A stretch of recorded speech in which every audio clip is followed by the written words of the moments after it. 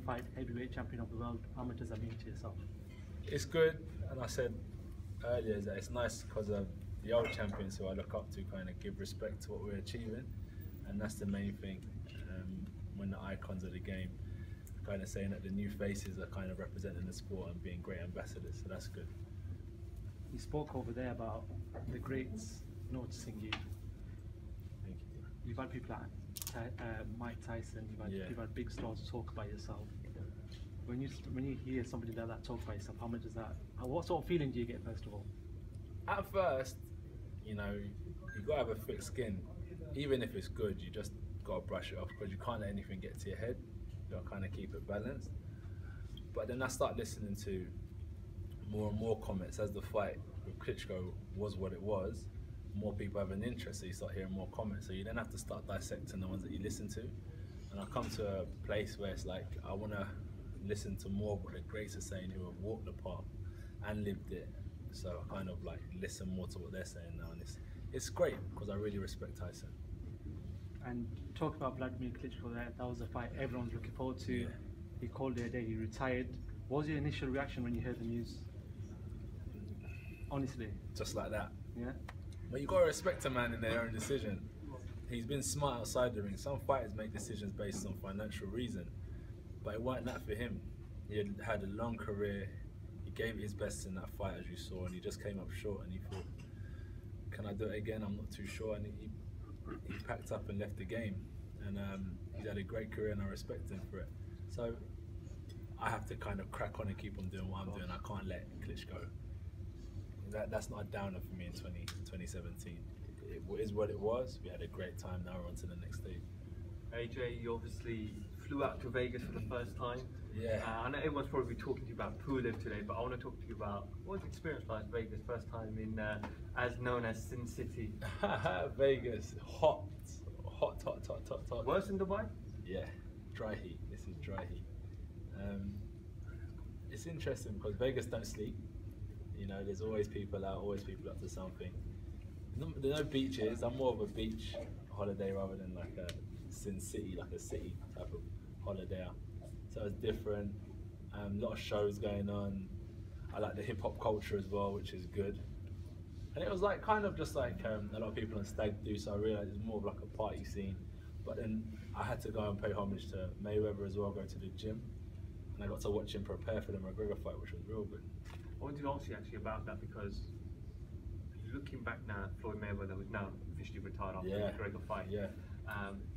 People say he's one of the greatest of all time, definitely one of the greatest of our times. Yeah. Having the opportunity to watch him, and I know you've got a close bond relationship with him now since you've seen him a few times now, but how was that experience being around Floyd? Did you pick anything up, learn anything? Yeah. $500,000 in a duffel bag ain't enough. You need $1 million in a duffel bag. He set that record. I realised, I went to my friend's duffel bag after and he had like $50 in it. I said, come on bro, it's not good enough. But I learned have fun with what you're doing. You know, he has fun with what he's doing. Boxing is tough. It's an unforgiving sport, you know where I'm coming from. And he does it with a smile on his face. And I think that's the main thing. Because if it is a chore, you won't do it for long. It's hard, you won't do it for long, you won't last. And he's done it for so many years at the top of his game. So I realised just embrace it and have fun with it. And that's what I took from Mayweather. Kurbat Pulev is your next opponent on October 28. Yeah. We discussed earlier that it could potentially was Klitschko, but was it different to kind of get that camp feeling and that motivation back for a mandatory? I need camp. Well, how long can I stay in Vegas for? You know what I mean? You need to get back to camp. So I've got to keep my head on my shoulders and stay hungry. Honestly, because if you don't, it's easy to fall off and kind of get trapped in the trappings of success. But now Hopkins tells us about all that stuff. You know, stay focused, triple D, discipline, dedication, determination. Anthony, just want to talk about that Conor McGregor, Floyd Mayweather. It was weird seeing a UFC fighter come into boxing, but there's been people call you out as well. I think it was Miocic, he's a UFC heavyweight. You put something on Twitter about, Anthony, let's do this, me and you. What would you say to a UFC fighter calling you out, wanting you maybe in the octagon or in the ring? I think it's good. It's interesting. But you know what's interesting is that McGregor and Mayweather, well, let's not say McGregor, Mayweather waited till the end of his career. He dominated his field, became one of the greats, if not of all time, in our era of his field, and then dabbled in another sport. I'm just becoming my own in the sport. I'm not nowhere near becoming a great of our era. So let me master what I'm trying to achieve first before I start thinking about dabbling in another sport. I don't take boxing for a game. You know, this isn't like, let me try it, let me try it. I know the path I'm trying to create and I know what I'm trying to achieve, so that's where my focus is. The other guys calling me out, I think that they're a bit lost. They just need to stay focused on UFC and dominating that sport and becoming the icons in their own sport before they start calling me out. AJ, sorry, shall I go? Yeah. Hi, Dave Joe Hal, Boxing Voice. How you doing? I'm good. Just want to get your opinions on some of the new heavyweights that are coming up, because at one point you were in their shoes, the likes of Daniel Dubois. So what do you think of Daniel Dubois at the moment, and what kind of path is he leading on?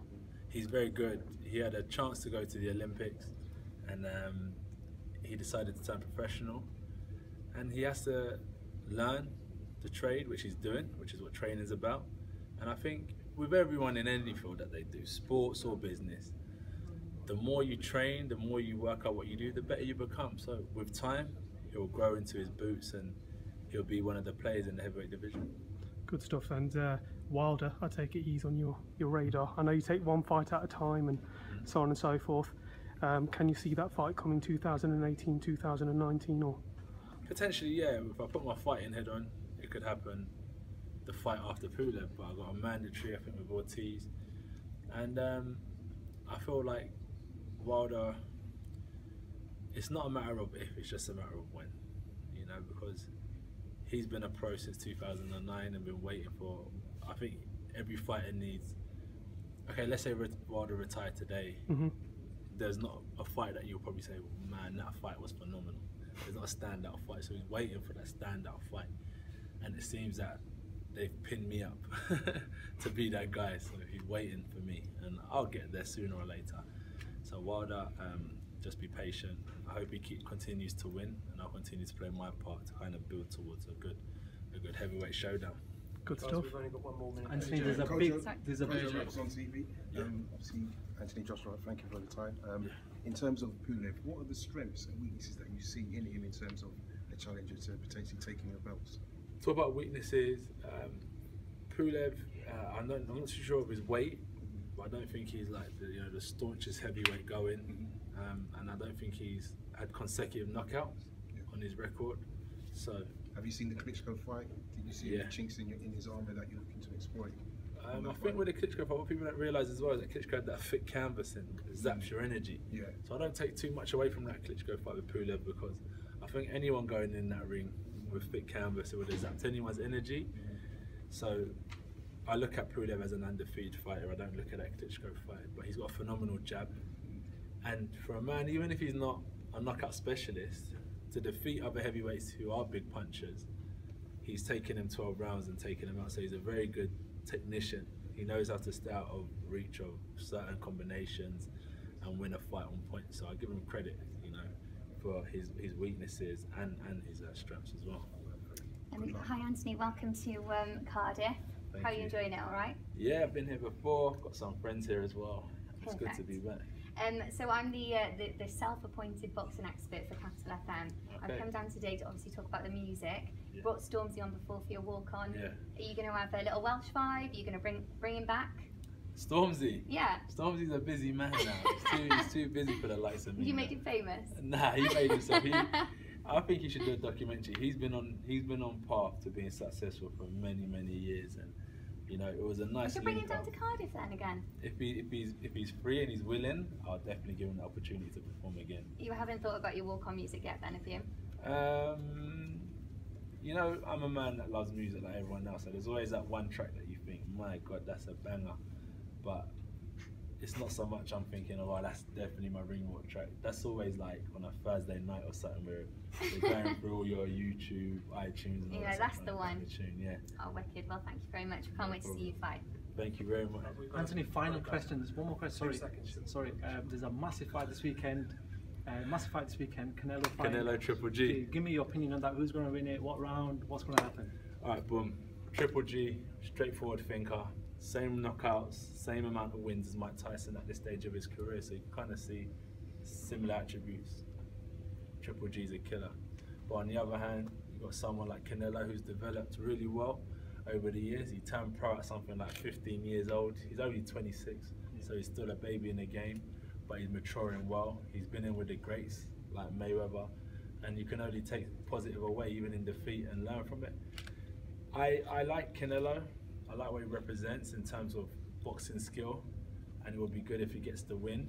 But I think when you're facing someone like Triple G, who's one-track minded, and that's kill or be killed, he has a better chance. But I want Canelo to win, but he has to think of keeping Triple G at bay, slipping Triple G's power punches. So it's not only a physical fight for him, it's a mental fight, but it sort of makes 50-50 fights. You have an eye on Joseph Parker, Huey Fury? Yeah, 100%. It's heavyweight boxing, of course, so I'm glad that they're getting it on. Huey needs it, Parker needs it. I'm looking forward to it, so I'll definitely be keeping an eye on it. You've been linked with Joseph Parker in the past. Obviously, there's a title on the line down there. Whoever gets the win, are they on your radar? Do you think they might happen next year? That's what I'm saying. There's so many fights. I've been asked about David Hay next year, Wilder next year, Parker, Huey Fury next year. I don't even know what next year holds right now because there's so many options. Yeah. But as I said, when we was going back to the fight with Wilder, it's just a matter of when. Because I think when you're in the same division at the same level, I think it's just a matter of like, when's it going to happen, not a matter of if. You know where I'm coming from. Yeah, no, dead right, of course. Thank you very much for your time. Thank you. Thank you. Cheers. Good luck. Thank you. Good luck. Thank you. Good luck. No other sight in the game could see the box.